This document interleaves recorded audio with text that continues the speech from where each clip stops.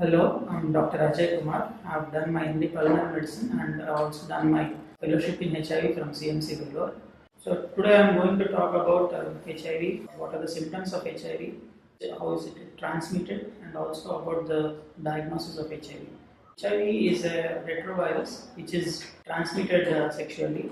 Apart from sexual contact, which is the most common mode of transmission, there are other modes of transmission for HIV. Like it can be transmitted through injections or through blood transfusions or by contaminated instruments or through mother to child. Also, it can be transmitted, and also it can be transmitted through breastfeeding. I'll be just showing you about the short video how the virus infects the cells in the body.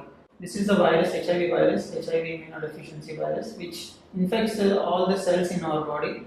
It especially infects the CD4 cells, which are responsible for immunity of the person. Once the virus enters into the cell, the virus, it will multiply. It will first replicate, and from RNA it becomes DNA. And this DNA virus, which then copies itself to our nucleus, and then it starts multiplying. So over a period of time, these cells starts multiplying, and it will be infecting so many cells, all the cells, like for red blood cells, white blood cells, and other platelets. So the patient will have multiple immune deficiency. So you can see here how the virus is replicating itself, and every minute some thousands of virus will be infecting these cells, and within a short span of time, the new virus copies will be released. So these virus copies again will be infecting other cells, and again they will be multiplying in those cells. So here you can see the virus which has infected has come out, new virus copies are produced. So once the virus infects the cells and it starts killing the cells, then the patient's immunity will be gradually will be decreasing. So then the patient will complain about symptoms. So what are the symptoms of HIV? So usually in the initial stages, patients will not have any symptoms. Patients will be absolutely asymptomatic. Later on, when the patient's immunity declines, then the patient complains of some fatigue, and they'll complain of weakness. Then later on, the patient might complain of fever, cough, and the virus, because it infects so many organs, so the symptoms will depend upon the organ of infection.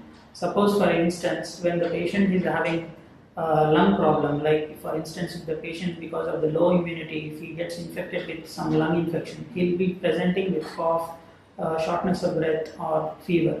Like for instance, if the patient is getting any headache, or if the patient is having some infections in the brain, he can present like with headache, it can present with seizures like fits, or he can present with loss of consciousness.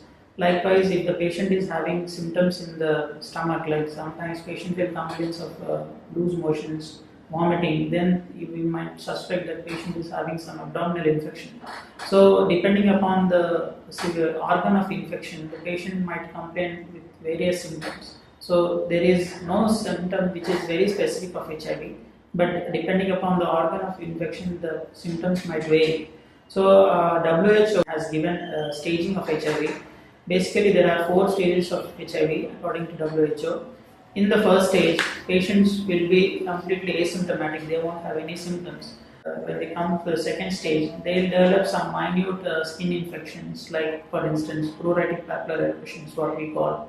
Patients complain of itching, and sometimes they develop skin reactions. This patient has come up with herpes infection. Likewise, some patients might develop skin reactions, like if the patient is having herpes, which is very common in HIV.